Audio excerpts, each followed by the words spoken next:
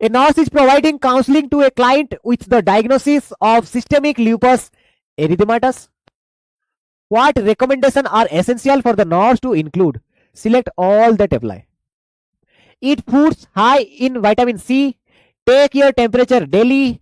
Balance periods of rest and activity. Use a strong soap when washing the skin. Expose the skin to the sun as often as possible.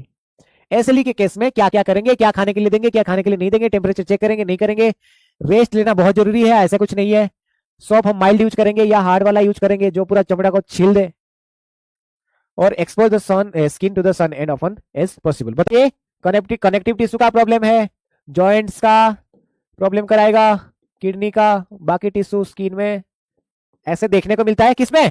SLE के condition में. तो इसी condition में expose the skin to the sun often as possible.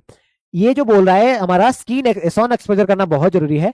SLE के condition में ऐसे sun exposure का कोई ऐसे प्रोपागेंडा है नहीं, ऐसे कोई प्लान है नहीं, इस पे कोई प्लान नहीं है. Done. Use a strong shop when washing the skin. अगर बहुत स्ट्रॉन्ग सॉप यूज करेंगे तो चमड़े के ऊपर लगने के बाद क्या होगा? और ज्यादा इंजरी हो जाएगा, और ज्यादा इंजरी होगा तो और ज्यादा प्रॉब्लम होगा. तो जब भी यूज करेंगे स्ट्रॉन्ग नहीं, हम माइल्ड वाला सॉप को यूज करेंगे. कैसे सॉप को यूज करेंगे? माइल्ड सॉप, ज्यादा स्ट्रॉन्ग नहीं, नॉर्मल, है ना.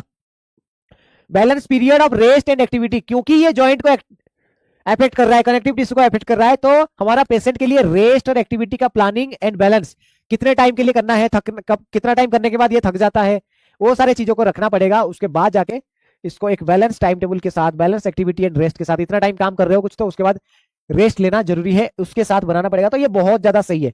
Take your temperature daily.